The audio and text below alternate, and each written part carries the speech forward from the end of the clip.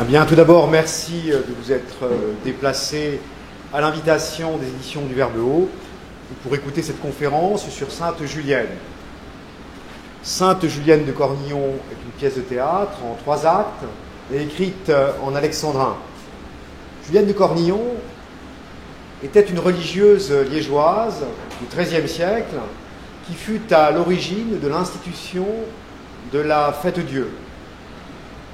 Pour ceux qui ignoreraient ce qu'est la Fête-Dieu, j'en fais un rapide exposé. Vous savez que le prêtre à l'autel consacre le pain et le vin afin de les transformer en corps et en sang de Jésus-Christ, c'est-à-dire en Jésus-Christ lui-même. L'hostie consacrée peut faire l'objet d'une exposition et être ainsi proposée à l'adoration des fidèles. La Fête-Dieu, c'est l'exposition publique de l'hostie consacrée, qu'on appelle aussi le Saint-Sacrement. Le prêtre, à l'occasion ou dans le cadre d'une procession autour de son église, transporte le Saint-Sacrement, accompagné de ses fidèles, qui chantent des cantiques et parsèment son chemin de pétales de fleurs. La Fête-Dieu a lieu 60 jours après Pâques, le jeudi. Dans bon nombre de pays, le jour de la Fête-Dieu est encore un jour férié, comme dans certaines régions d'Allemagne, les régions catholiques, ou dans les cantons catholiques de Suisse. Alors je me suis longtemps interrogé pour savoir de quoi j'allais vous parler aujourd'hui. Allais-je vous entretenir du XIIIe siècle liégeois? Après avoir lu un gros ouvrage à la hâte, au risque de vous ennuyer, après m'être ennuyé moi-même? Allais-je vous entretenir de théologie, au risque de débiter une trentaine d'hérésies en moins d'1 heure, et mettre ainsi en péril mon salut éternel? Allais-je vous entretenir des genres théâtraux tels qu'on les pratiquait au XVIIe siècle, au risque de passer pour un pédant, et même pour un imposteur, dans le cas où vous m'auriez posé des questions trop précises à ce sujet? J'ai rejeté ces tentations, me souvenant que Dickens, pédantisme encore, que Dickens, donc, au XIXe siècle, avait inauguré le genre des conférences littéraires. Il s'agissait pour lui de lire en public ses ouvrages devant une foule aussi nombreuse que vous l'êtes. C'est ainsi qu'il atteignit la gloire et même la richesse. Plus tard, Baudelaire voulut renouveler l'expérience parce que Baudelaire était pauvre et qu'il souffrait de n'être pas reconnu. Il fit donc une série de conférences en Belgique. En réalité, il n'en fit qu'une. Ce fut à Bruxelles, devant les dames de la haute société bruxelloise, qu'il lut les poèmes les plus salés des Fleurs du Mal. Le succès fut si considérable que l'ensemble de ses conférences en Belgique fut annulé, qu'il creva de faim à Bruxelles avant de crever tout à fait à Namur.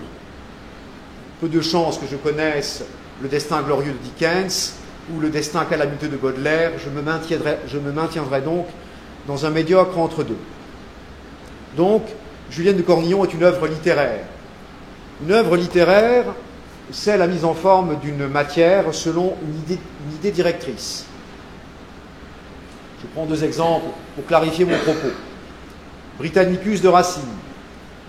Racine est allé chercher chez Tacite, l'historien latin, la matière de son ouvrage Britannicus. Non pas pour brosser le portrait de Néron tel que Néron fut dans la réalité historique, mais pour délivrer l'essence de la tyrannie. Si bien que si vous voulez savoir ce que c'est qu'un tyran, il vous faut lire le Britannicus de Néron. Si par exemple, vous soupçonniez un homme politique français d'être un tyran, pour vérifier votre intuition, il faudrait lire Britannicus. Vous y trouverez même une Agrippine trogneux. Autre exemple, Proust. Proust se sert de sa vie comme matière pour élaborer son œuvre. L'idée directrice, c'est l'éternité dans le temps. Ainsi, la matière d'une œuvre littéraire peut-elle être la grande histoire ou la petite histoire? Donc Julienne de Cornillon est donc la mise en forme d'une matière historique selon une idée directrice. La matière historique, j'en parlerai tout à l'heure. Quant à l'idée directrice, c'est l'idée de l'Apocalypse. Mon intention était de représenter une apocalypse, c'est-à-dire la révélation de Jésus-Christ au sein d'une catastrophe générale. La révélation ici est celle de la fête Dieu, la catastrophe générale, le sac de Rome par l'empereur Frédéric II. De ce que j'ai dit découle logiquement le plan de mon intervention. Premièrement, quelle matière historique j'ai mise en forme. Deuxièmement, la forme en elle-même ou l'ouvrage en tant que tel. Je ferai dans cette deuxième partie un résumé de l'œuvre et je vous lirai quelques morceaux choisis. Extrait de dialogue, monologue ou tirade. Molière disait « Le but de l'art, c'est de plaire et de toucher ». Bernanos écrivait « J'ai juré de vous émouvoir. Quant à moi, je n'ai rien juré du tout, mais je m'efforcerai de vous être agréable. » Donc, première partie, quelle matière historique j'ai mise en forme? Premier point, la réforme grégorienne et la fête Dieu. Je présente dans l'ouvrage la fête Dieu comme l'aboutissement de la réforme grégorienne. Au Xe siècle, l'Église était en crise. Deux problèmes.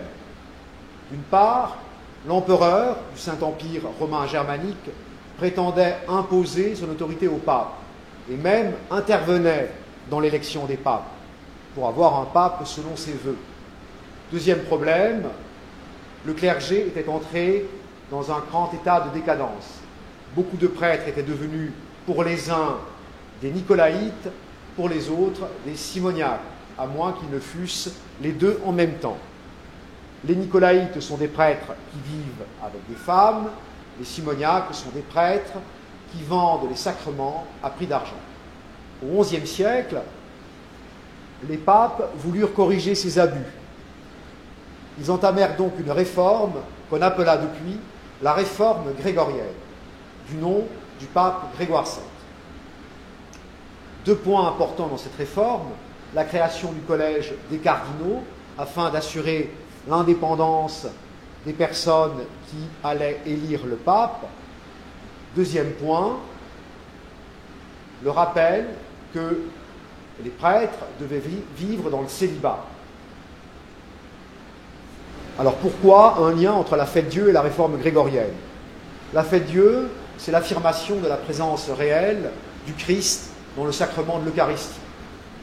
Or, il n'y a pas de présence réelle sans consécration, il n'y a pas de consécration sans prêtre. La fonction essentielle du prêtre, c'est de rendre le sacrifice à l'autel, c'est de transformer le pain en Jésus-Christ. Deuxième point historique, la lutte du pape et de l'empereur.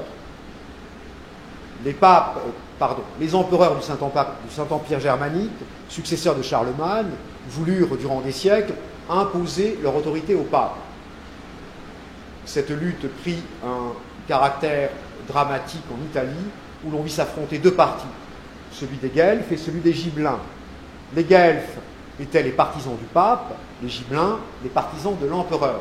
J'ai transporté cette lutte des Guelfes et des Gibelins dans Liège. Troisième point, Julienne de Cornillon. Julienne de Cornillon est née en 1194 à Rethines, près de Liège. Elle fut orpheline très tôt et pour cette raison élevée, éduquée par les sœurs Augustines du mont Cornillon. Elle devint elle-même religieuse et prieure de son couvent en 1225. Julienne était gratifiée de visions mystiques. Une image lui apparaissait dans la prière qui devait se représenter dans son imagination. C'était l'image d'une lune échancrée. Imaginez une telle lune à laquelle il manquerait un morceau. Julienne avait la conviction que Dieu lui parlait à travers cette image et que même il lui demandait d'accomplir une mission. Pour interpréter cette image, Julienne eut recours au service d'une amie à elle, qui était une recluse de la ville de Liège, et qui s'appelait Ève de Saint-Martin. Ève de Saint-Martin fut béatifiée depuis. Ève de Saint-Martin et Julienne interprétèrent l'image de la lune échancrée. La lune, c'est l'année liturgique. L'échancrure, un vide dans l'année liturgique. Il manque donc une fête dans l'année liturgique. Dieu demande à Julienne d'instituer la fête du Saint-Sacrement. Julienne se met donc à l'œuvre. Elle va répandre dans la ville de Liège cette idée qu'il faut instituer un culte au Saint-Sacrement. Elle rencontre des oppositions, notamment celle des bourgeois de la ville, qui ne voulaient pas qu'une nouvelle fête leur fit perdre de l'argent. Elle rencontra aussi des soutiens, ceux des frères dominicains et surtout celui de l'évêque Robert de Tourotte. Robert de Tourotte, prince-évêque de Liège, va célébrer la première fête-dieu de l'histoire en 1246, non pas à Liège, mais à Fos, près de Namur. Robert de Tourotte mourut peu de temps après cette première célébration. Il n'eut pas le temps de laisser par écrit les consignes qui eussent assuré la pérennité de la fête, si bien que tout était à recommencer. Les bourgeois de la ville profitèrent de la vacance du siège pour chasser Julienne de Liège. Elle trouva refuge à Fos, dans une abbaye cistercienne, où elle mourut en 1258. Cependant, Ève de Saint-Martin continua son apostolat en faveur de la fête-dieu. Elle fut aidée par un chanoine, le chanoine Jacques Pantaléon. La Providence voulut que Jacques Pantaléon fût élu pape en 1260 sous le nom d'Urbain IV. Et ce fut donc Urbain IV qui institua la fête-dieu en 1265 comme fête universelle. C'était le deuxième point. Troisième point, l'empereur Frédéric II. J'ai fait de l'empereur Frédéric II, qui était le contemporain de Julienne, l'autre personnage important de la pièce. Frédéric II est présenté par les historiens comme un précurseur des Lumières.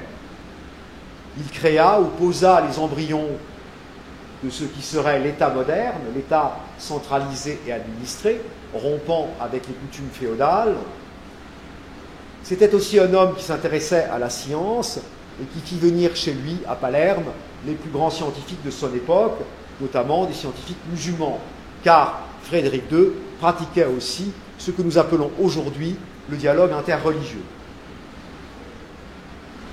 De tous les empereurs, Frédéric II fut sans doute l'un de ceux qui furent le plus acharnés à combattre la papauté.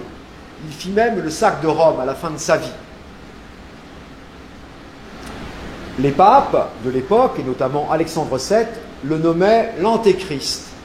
Ils appelèrent les princes chrétiens à partir en croisade contre lui. Donc voici pour la matière historique que j'ai rassemblée en vue de la mise en forme de l'ouvrage. Donc, je passe à la seconde partie qui sera plus longue et que j'ai intitulée l'ouvrage en lui-même. Donc je vais en faire un résumé. Acte 1, scène 1. Nous sommes à Liège, dans le quartier Saint-Martin. Il fait nuit. Deux étudiants, Adam et Célestin, discutent devant la maison d'une recluse. Ils évoquent la situation de Liège au moment où ils parlent. Liège est dirigé par un prince-évêque, Robert de Tourotte, partisan du pape. Il a contre lui les partisans de l'empereur, qui sont d'une part le parti des bourgeois, d'autre part une partie de son clergé. Dans cette scène d'exposition, nous trouvons un portrait de Julienne, qui est décrite comme étant un soutien de l'évêque. Un premier portrait de l'empereur Frédéric II, qui est dépeint comme l'Antéchrist. Scène 2. Julienne entre en scène. Elle entreprend une conversation avec les deux étudiants qui la connaissent de réputation mais non pas d'aspect. Ils quittent la scène. Nous arrivons à la scène 3 Julienne est seule devant la maison de la recluse et prononce un monologue dont le thème est celui de la lune échancrée. C'est le premier extrait que je m'en vais vous lire.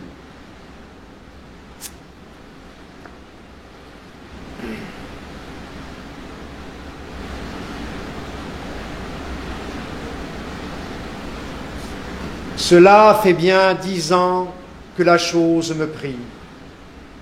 Une constante image est peinte en mon esprit. En la nuit rayonnante, une lune échancrée, baignant tout l'univers de sa lueur nacrée. Je rejetais d'abord l'étrange vision, n'accordant à ce songe aucune adhésion. Mais comme il revenait toujours en la prière, comme sur la souris, le faucon qui l'enserre, je me crus un moment le jouet de Satan, qui sans cesse poursuit le pieux combattant.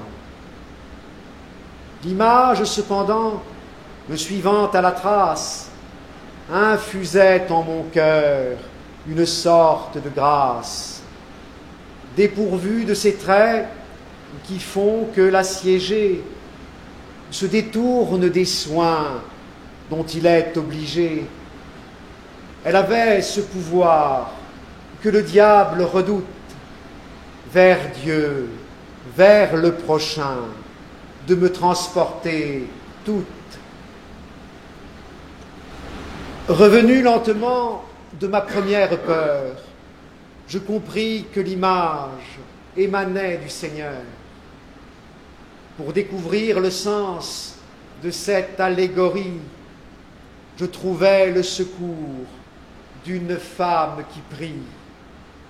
Car plus que le docteur qui s'enfle de savoir, le cœur pur voit en Dieu ce que nul ne peut voir. C'est donc à cette femme, à la science infuse, que le peuple de Liège appelle la recluse, que j'allais demander quel sens pouvait avoir cette lune échancrée, illuminant le soir. Scène 4. La recluse sort de sa retraite et entre en conversation avec Julienne. C'est au cours de cette conversation que la recluse va révéler le secret de la lune échancrée à Julienne. C'est le deuxième extrait que je m'en vais vous lire.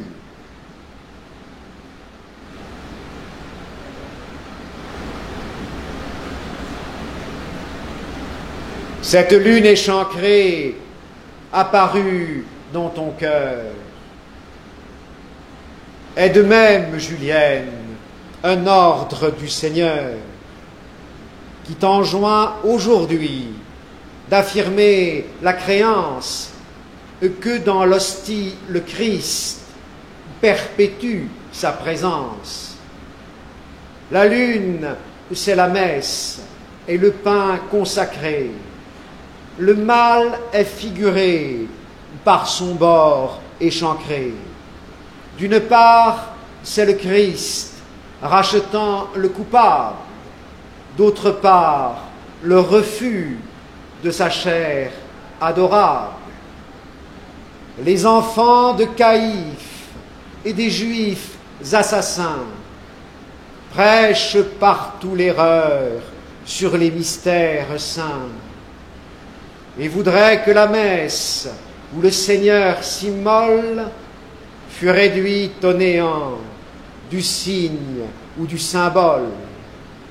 C'est Satan qui leur dicte en secret ses erreurs afin d'éradiquer la messe dans les cœurs et de reprendre au Christ les clés de son domaine. C'est là tout le projet qu'il caresse en sa haine. De surcroît, l'hérétique, écoutant son conseil, ainsi qu'une planète autour d'un grand soleil, se range autour d'un homme un prince de ce monde, un impie en lequel le sacrilège abonde, un antéchrist enfin, adepte des sabbats, prêt à rentrer dans Rome et la jeter à bas. C'est pourquoi le Seigneur t'a suscité, Julienne, pour dresser le rempart d'une fête chrétienne et briser du démon l'infernal déploiement en brandissant le fer du très saint sacrement. La conversation entre les deux religieuses se poursuit quand pénètre sur scène le chanoine Arnulfe. C'est un ennemi de l'évêque, un partisan de l'empereur, un chanoine rongé d'une ambition démesurée. Il cherche à surprendre le secret de la conversation des deux religieuses. Mais la recluse, qui lit au fond des cœurs, confond le scélérat. Les deux religieuses restent seules sur scène et Arnulfe, à la scène 6, prononce un monologue. C'est le 3e extrait que je m'en vais vous lire. Cette nonne à l'orgueil insultant, méprisant, mériterait sur elle un soufflet très cuisant. Mais, quoique bafoué, je suis un galant homme, et je ne voudrais pas qu'on allât dire à Rome qu'Arnulfe, incontinent par la fureur poussée, eût frappé quelques sœurs qu'il avait courroucées. Bien que dans ses débuts, notre prince archevêque eût jeté sur mon poste une lourde hypothèque en ravalant Arnulfe en un rang marginal, je compte bien un jour devenir cardinal. Qu'importe les écueils, qu'importe les obstacles, un homme sans scrupules accomplit des miracles, que ce soit par l'intrigue ou bien par le poison, que ce soit par le fer ou par la trahison. Je saurais jusqu'à Rome, je saurais me frayer jusqu'à Rome une route, tout en m'administrant à moi-même l'absoute. En cela, mon esprit ne me reproche rien. Et quand je fais le mal, je crois faire le bien. À moins que, malgré moi, captif de ma promesse, il faille le dimanche aller dire la messe. C'est alors qu'un intrigue, c'est alors qu'un intime et muet mouvement me dit l'absurdité de mon déguisement.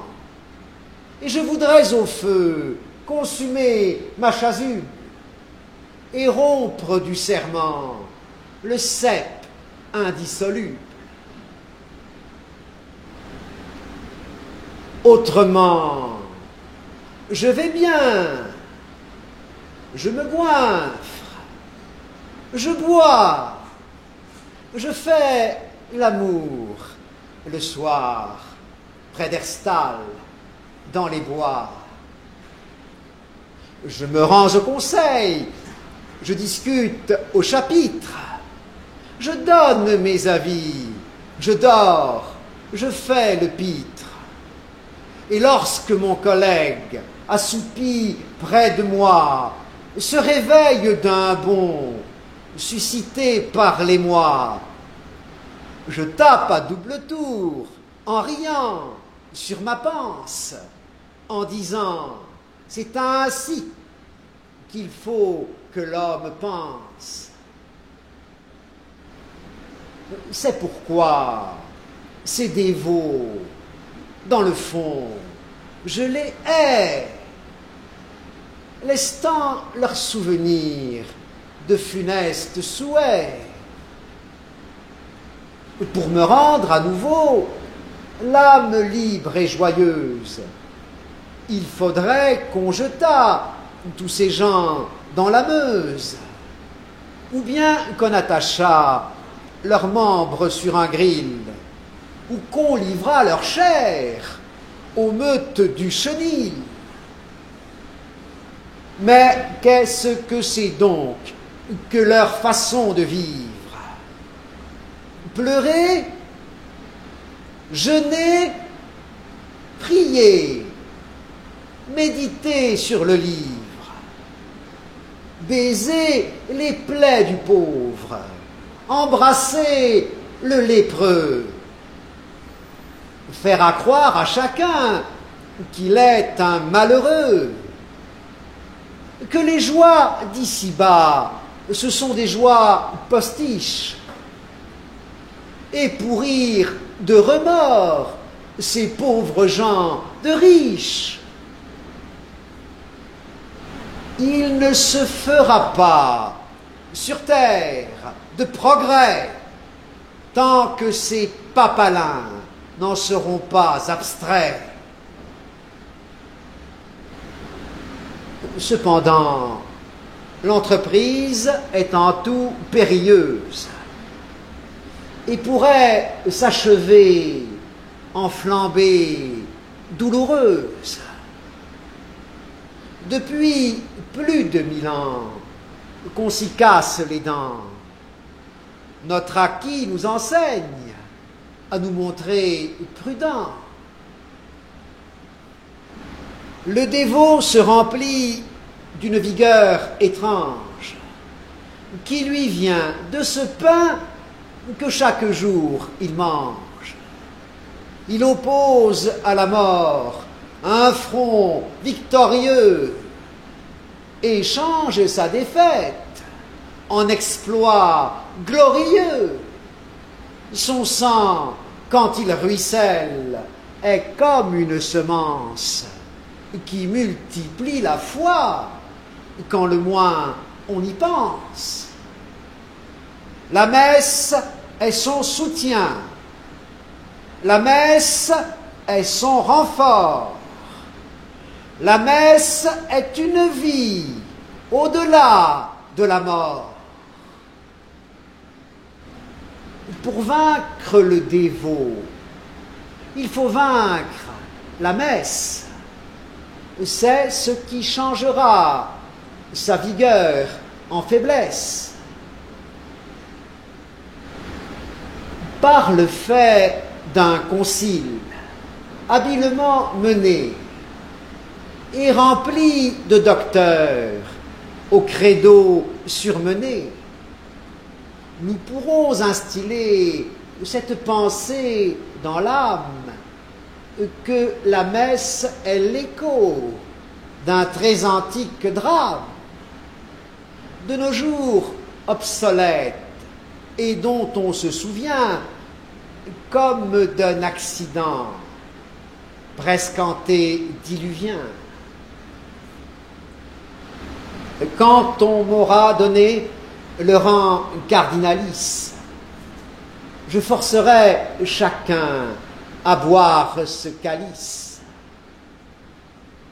Plus de messes en latin, plus de chants grégoriens, plus de sacrée présence, enfin, plus rien, plus rien. Ainsi disparaîtront toutes ces saintes tecles qui corrompent mon air depuis plus de 10 siècles. Voilà ce qui se meut dans les grands ciboulots. C'est l'objet désiré de tous les noirs complots.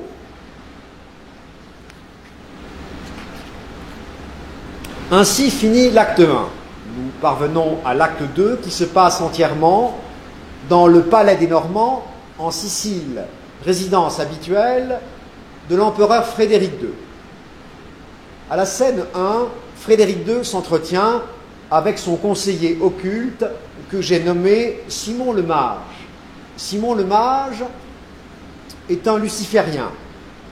Il prononce un discours dans lequel il explique que Lucifer est un dieu ami des hommes, qui veut leur apporter la science et le progrès, autrement dit, les lumières. Seulement, Lucifer fut chassé du ciel injustement par Dieu, puis de la terre injustement par le Christ. Il s'agit pour lui et pour ses adeptes de se venger de Jésus-Christ et de son Église. Simon le Mage nous avertit que Frédéric II est le prince qui mènera à terme ce grand projet. Il fait apparaître sous les yeux de Frédéric les divers agents que Frédéric possède à Liège. Et ces agents sont les suivants: deux bourgeois, Bouffetard et Leladre, Chanchès, un républicain fanfaron, et le chanoine Arnulf. Donc, à la scène 2, apparaissent les deux bourgeois, Bouffetard et Leladre, sous les yeux de Frédéric II, qui peut les voir comme s'il était au cinéma. Je m'en vais vous lire un extrait du dialogue de Bouffetard et de Leladre. Bouffetard. Ta singularité me touche tant, Leladre, que je voudrais avoir ton portrait dans un cadre. Quand on a dans son coffre autant de vrais ducats, on doit mener sa vie avec un grand fracas. À la place, on te voit promener ton squelette sur les bords de la Meuse avec l'âme inquiète. Tes habits sont râpés, tes souliers prennent l'eau, ton visage est taillé comme avec un dolo. Et l'on dit que jamais tu ne vas sur le siège, tant ta chienne avarice est la fable de Liège. Leladre. Malgré tes qualités, ton portrait, Bouffetard, ne viendra pas sitôt décorer mon placard. Quand on a sur le fleuve autant de fournitures, on prend soin de son compte et de ses écritures. À la place, on te voit parmi les brigandeaux dépenser ton argent dans les moindres Bordeaux. Et l'on dit que jamais tu ne quittes le siège, tant ta gloutonnerie est connue dans tout Liège. Bouffetard. Il faut que nous fassions, Leladre, un compromis. Leladre. Dans le fond, Bouffetard, nous sommes bons amis. Bouffetard. Si les vices sont sœurs, les vicieux sont frères. Leladre. C'est le sûr fondement de toutes les affaires. Bouffetard. Notre évêque, Tourotte, a depuis peu conçu le projet de percer mon gros ventre pensu. Sur la vie d'une folle, il s'est mis dans la tête de promouvoir dans Liège une nouvelle fête. Sait-il bien que ce culte au très saint sacrement privera le bourgeois de son émolument? Ce jour est une atteinte à notre dividende, comme à tous les Bordeaux de la terre flamande. La conversation entre Ledâtre et Bouffetard se poursuit. Ils développent leur vision du monde qui est fondée entièrement sur l'argent, l'égoïsme et le mépris du pauvre. À la scène 3, entre deux pauvres. Ils demandent l'aumône à Bouffetard et à Ledâtre qui s'enfuit à l'aspect de ces êtres guenilleux. Scène 4, les deux pauvres se lamentent. Scène 5, entrée de Tchanches, le républicain fanfaron qui entre en dialogue avec les deux pauvres. Je vais vous lire un extrait de ce dialogue. Tchanches. Mes seigneurs, les pouilleux, je vous rends mon hommage. Nul ne vit de telle gueux dans tout le voisinage. Quand bien même, enrhumé, je manquerai de flair, je suivrai votre trace en respirant dans l'air. Le teint cadavéreux de vos visages maigres révèle que, pour vous, les destins furent aigres. Ce n'est pas le soleil qui vous a boucané, car vous êtes plutôt de crasse griffonnée, et sur vos membres secs, vos longues souquenilles ne sont plus qu'un amas de très vieilles guenilles. Premier pauvre. Nos âmes valent mieux que nos membres pourris. Deuxième pauvre. Un cœur ne se voit pas dedans un panari. Tchanches. Allez, mangez ce pain, buvez cette bonbonne, et dites-vous qu'aux pauvres aussi la vie est bonne. Premier pauvre. Quel est donc votre nom? Tchanches. Tchanches, pour vous servir. Deuxième pauvre. Nous ne saurions, monsieur Tchanches, trop vous bénir. Tchanches. Pas de façon, je suis du peuple et je m'en vante. Mais, dis-moi, qui t'a fait ta face d'épouvante? Premier pauvre. C'est notre père Adam qui me fit miséreux, m'octroyant du péché l'héritage onéreux. Tchanches. Et toi, de quel sculpteur tires-tu ta grimace? Deuxième pauvre. Du même que celui qui lui fit cette face. Tchanches. Ce sont des racontards, crédibles aux gamins. Vous dirais-je l'histoire exacte des humains? Premier pauvre. Rien ne m'appelle ailleurs les prochaines années. Deuxième pauvre. À connaître leur cause, on sait les destinées. Le dialogue se poursuit et Tchanches va prononcer deux discours. Le premier est une parodie du discours sur l'inégalité de Jean-Jacques Rousseau. Au commencement de l'histoire, les hommes vivaient libres et égaux.